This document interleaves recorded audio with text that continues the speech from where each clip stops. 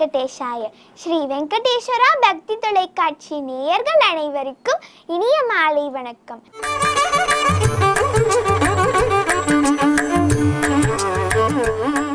இன்று 13ஆம் பாசுரம்.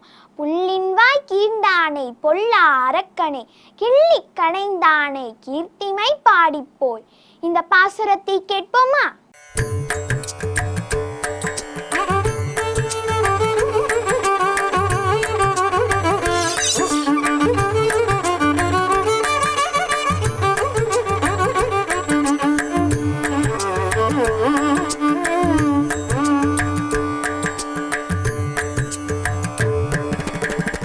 திருவேங்கடமுடையான் திருவடிகளே சரணம்.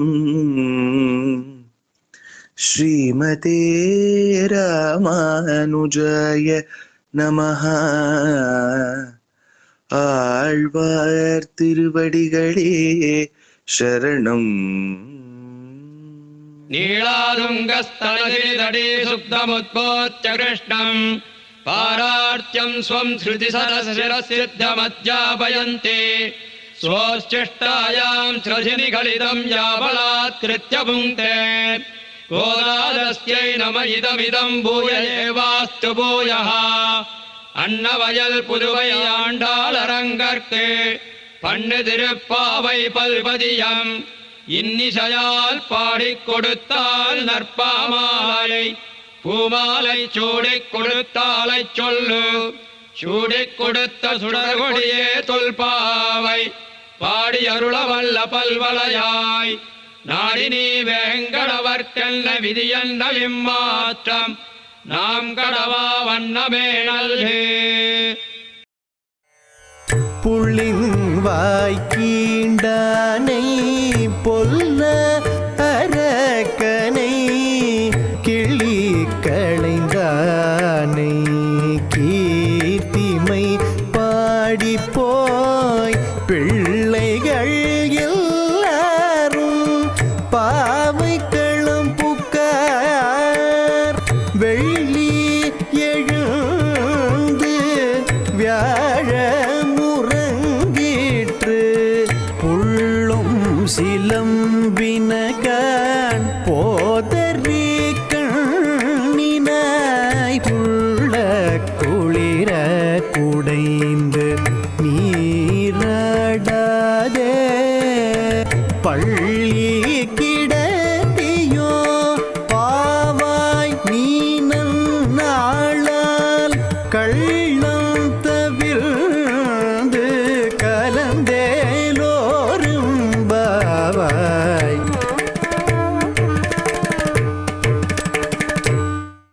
கோல பிறந்தவோர் கோவிந்தன் வாழுவோர் சோதி மணிமாடம் தோன்றுமோர் நீதியால் நல்லவத்தர் வாழுமோர் நான்மறைகளோருமோர் வில்லிபுத்தோர் வேதக்கோனோர் பாதகங்கள் தேர்க்கும் பரமநடி காட்டும் வேதம் அனைத்துக்கும் வித்தாகும் கோரதமிழ் ஐயந்துமைந்து மரியாத மானிடரை வையம் சுமப்பதும் வம்பு. திருவாடி பூரத்துச் சகத்துரித்தாள் வாழியே திருப்பாவை முப்பதும் செப்பினாள் வாழியே. பெரியாழ்வார் பெற்றெடுத்த பெண்பிள்ள வாழியே பெரும்போதோர் மாமுனிக்கு பின்னானாள் வாழியே. ஒரு 143 வாழியே உயரங்கற்கே கண்ணி உகந்தளித்தாள் வாழியே. மறுவாரும் திருவள்ளி வளநாடி வாழியே வன்புருவ நகர்கோதை மலர்பதங்கள் வாழியே. ஆண்டாள் திருவடிகளே சரணம்.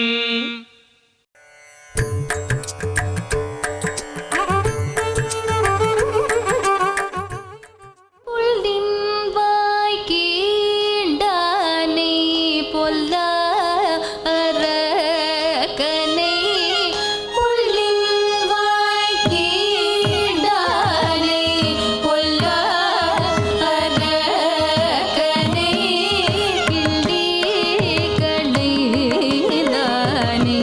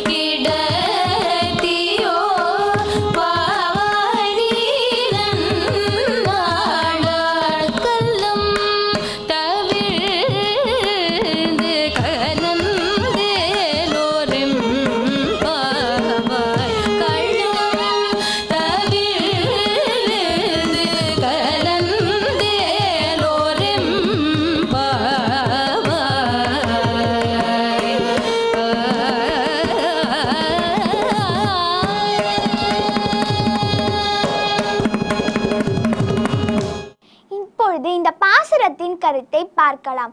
பறவை வடிவம் கொண்டு வந்த பகாசுரனின் வாயை பிளந்து அடித்த நாராயணனின் புகழை பாடியபடியே நம் தோழியர் அனைவரும் விரதம் இருக்கும் இடத்திற்கு சென்று விட்டார்கள். கீழ்வானத்தில் வெள்ளி முளைத்து விட்டது, வியாழன் மறைந்து விட்டது. பறவைகள் கீச்சிட்டு பாடுகின்றன. விடியலை உணர்ந்தும் உடல் நடுங்கும் குளிர்ந்த நீளில் குறிக்க வராமல் என்ன செய்கிறாய்? கண்ணனை நினைக்கும் ஒவ்வொரு நாளும் நன்னாளே. மார்கழி மாதத்தில் அவனை நினைப்பது இன்னும் சிறப்பல்லவா? எனவே தூக்கம் என்கின்ற திருட்டை தவிர்த்து எங்களுடன் நீராடவா. இதுவே இந்த பாசுரத்தின் கருத்தாகும்.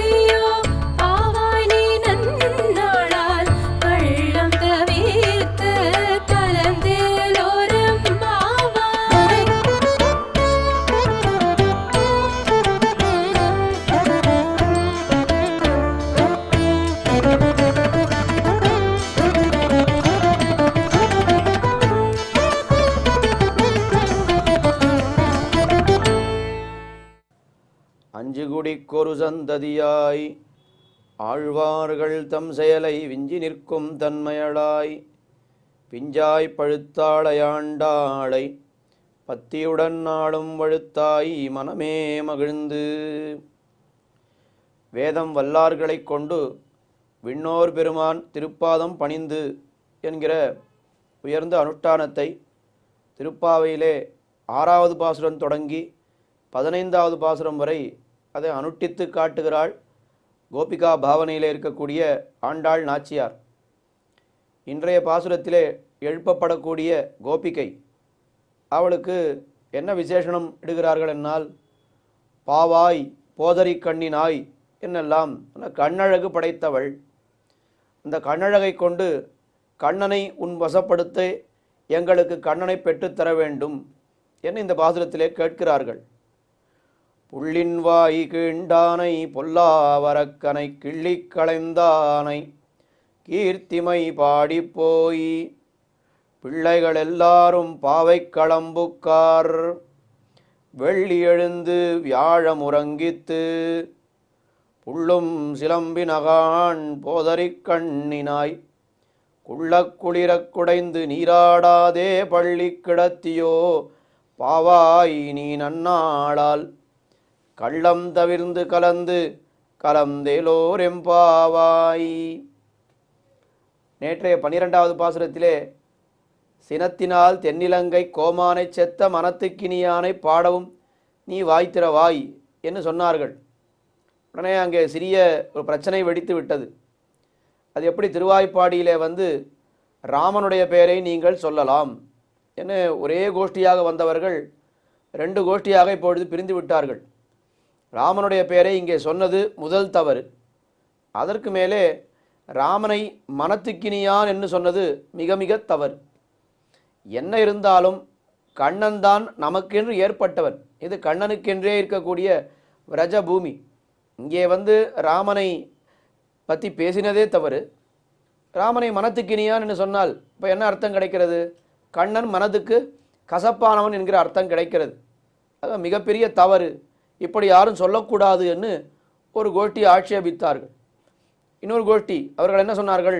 என்ன இருந்தாலும் உண்மையை சொல்லித்தானே ஆக வேண்டும். ராமன் என்னால் மனத்துக்கினியான் தான், கண்ணன் என்னால் மனத்துக்கு கசப்பானவன் தான்.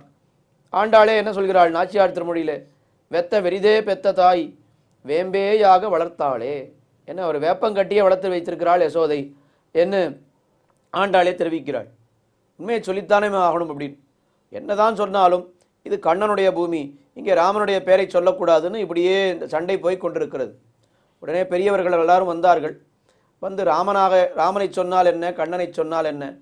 இருவருமே ஒருவர் தானே, நாராயணனுடைய அவதாரம் தானே ராமனும் கண்ணனும். அதனால் இதில் ஒன்றும் தவறில்லை என்று சொன்னார்கள்.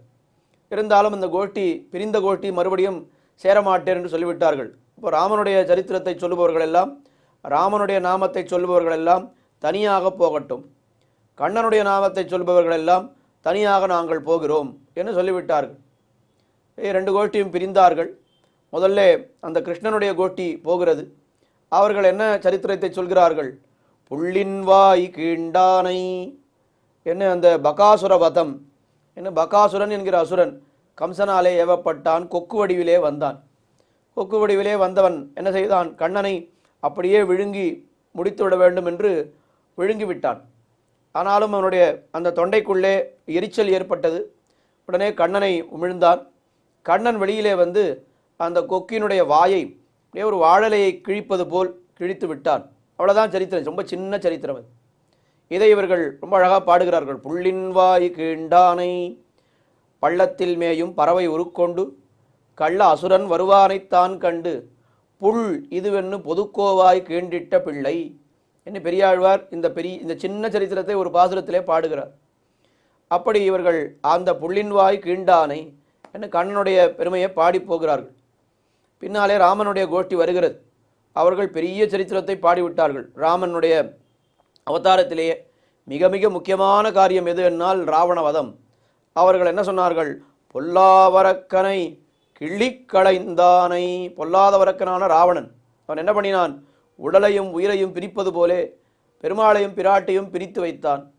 அந்த ராவணனை எம்பெருமான் ராமபிரான் என்ன பண்ணார்? கிள்ளிக்களைந்தானை. அப்போ அப்படியே ஒரு ஒரு செடியிலே ஒரு இலையிலே ஒரு பூச்சி இருக்கிறதுன்னு சொன்னால் அந்த இலையை மட்டும் கிள்ளி போடுறதுக்கு எத்தனை முயற்சி நாம் எடுக்க வேண்டும்? ஒன்றுமே கிடையாது. அந்த மாதிரி ராவணனை கிள்ளி போட்டார் என்று இவர்கள் சொன்னார்கள். அப்படியா? ராமாயணத்தை பார்த்தால் அப்படி தெரியலையே. ராமனுக்கும் ராவணனுக்கும் பல நாள் யுத்தம் நடக்கிறது.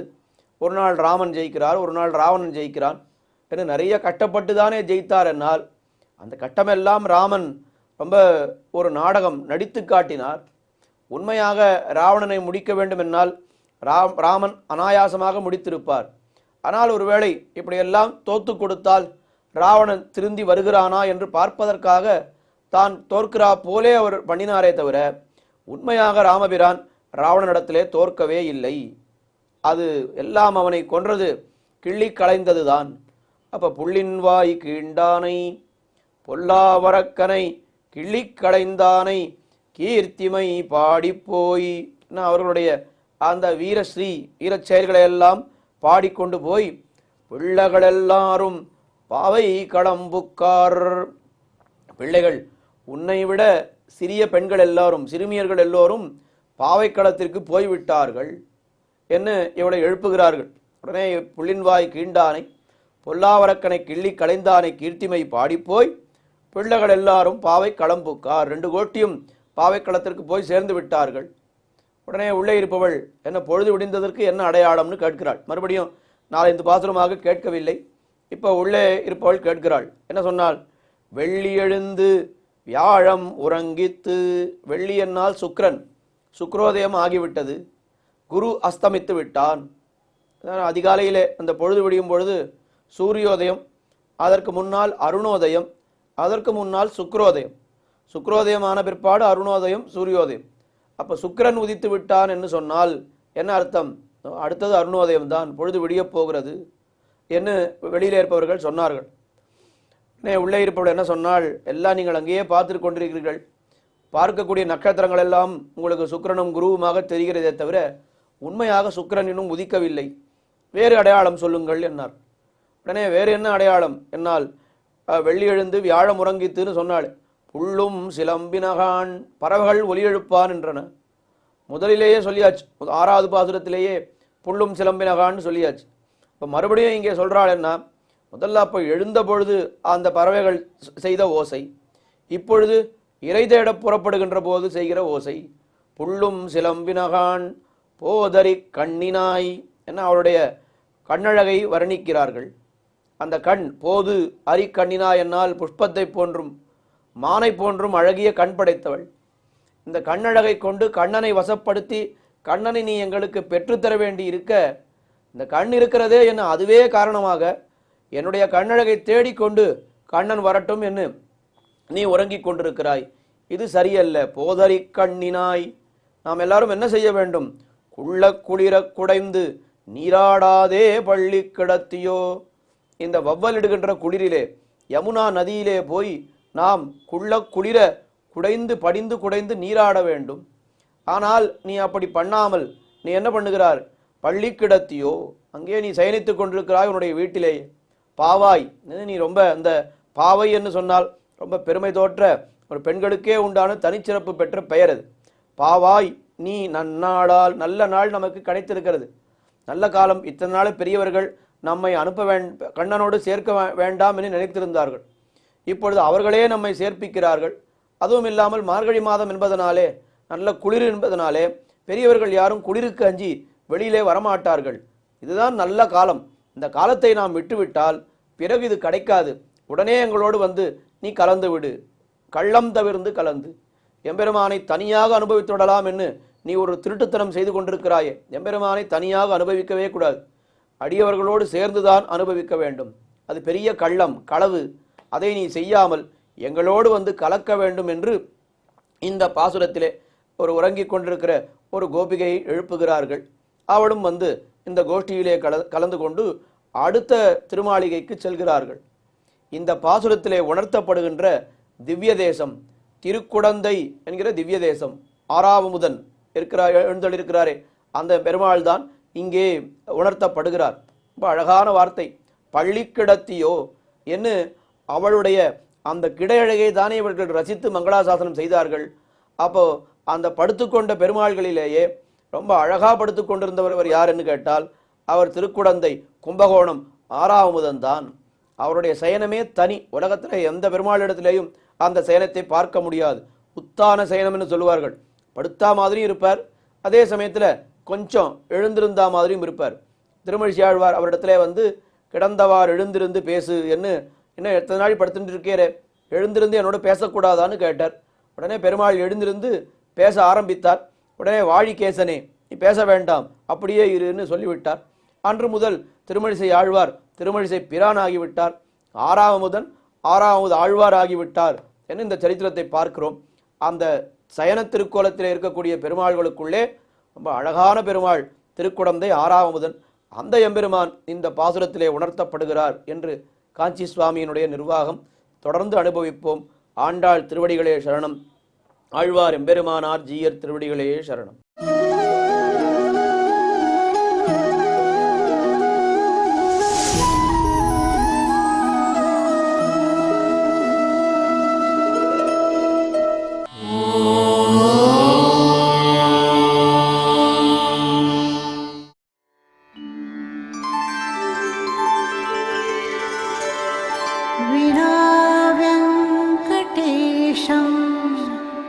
ननाथो ननाथः सदा वेङ्कटेशं स्मरामि स्मरामि हरे वेङ्कटेश प्रसीद प्रसीद प्रियं वेङ्कटेश प्रयच्छ प्रयच्छ